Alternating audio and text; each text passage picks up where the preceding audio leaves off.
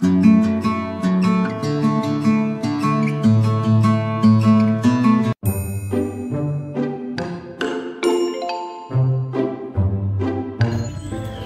natatraffic ang mga tao kung pag-uusapan natin ng traffic? Natatraffic tayo, maaaring kawalan ng disiplina. Natatraffic tayo dahil merong malaking mga baku-bakong kalsada, bumabagal ang daan ng sasakyan. Ang dami pong mga dahilan para ang tao'y natatraffic. Naku, grabe, minsan ang tagal niyan, apektado ang lahat.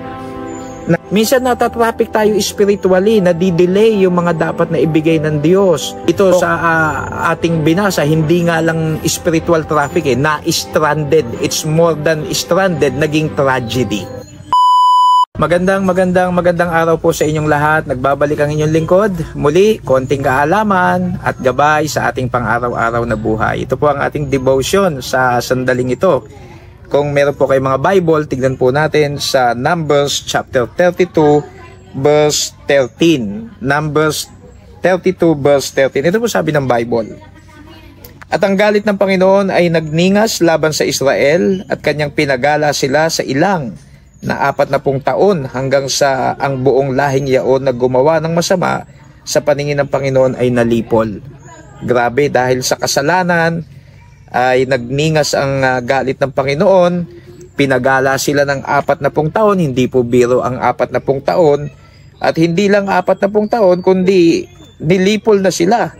Ang sabi po nung last phrase, ang buong lahing yaon na gumawa ng masama sa paningin ng Panginoon ay nalipol. Pamagatan po natin itong spiritual traffic. Actually, dito sa ating binasa, hindi nga lang spiritual traffic na-stranded. It's more than stranded, naging tragedy. Bakit natatraffic ang mga tao kung pag-uusapan natin ng traffic? Siyempre, ako nagmamaneho ko, natatraffic tayo, maaaring kawalan ng disiplina. Natatraffic tayo dahil merong malaking mga baku-bakong kalsada, bumabagal ang daan ng sasakyan.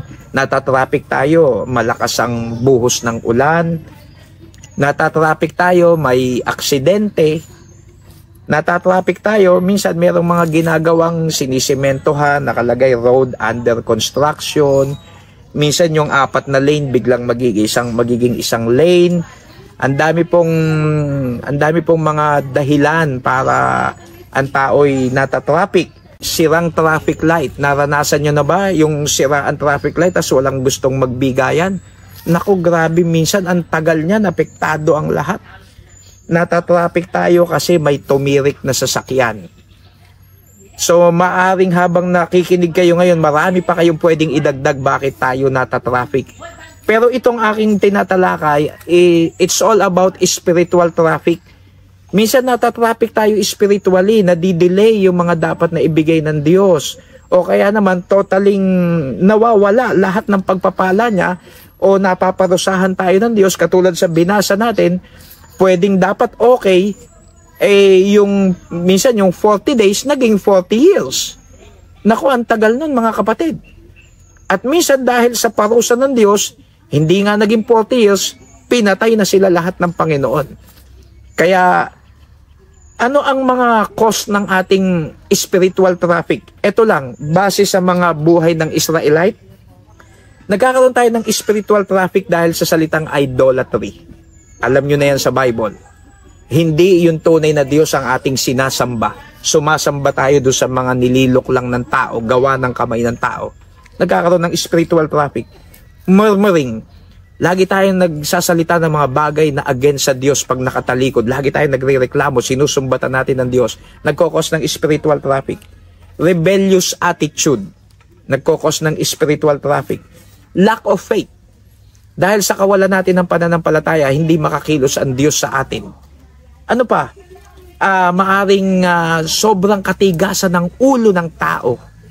Nagkokos ng spiritual traffic. Ano pa? Forgetful people. Alam nyo ba itong mga Israelite, ang dami ng ginawa ng Diyos sa kanila, and yet lagi nilang nakakalimutan.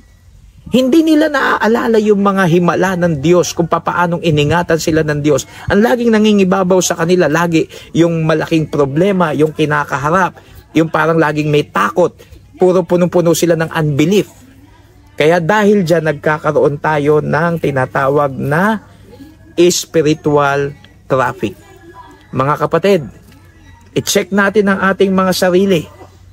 Yung mga bagay na hindi kaaya-aya, isuko natin sa Diyos at pilitin nating maging tama sa Panginoon para yung mga pinagpipray din natin, dinidesire natin, hinihingi natin, wag pong matraffic at maibigay agad ng Panginoon. So tandaan natin yan, spiritual traffic. Wag na tayong gumaya dito sa binasa natin ng mga dinanas ng mga Israelite. Okay? So hanggang dito lamang po ako. Alam niyo naman, laging maigsi lang tayo. Ito po ang inyong lingkod, ang Pekeng Kano.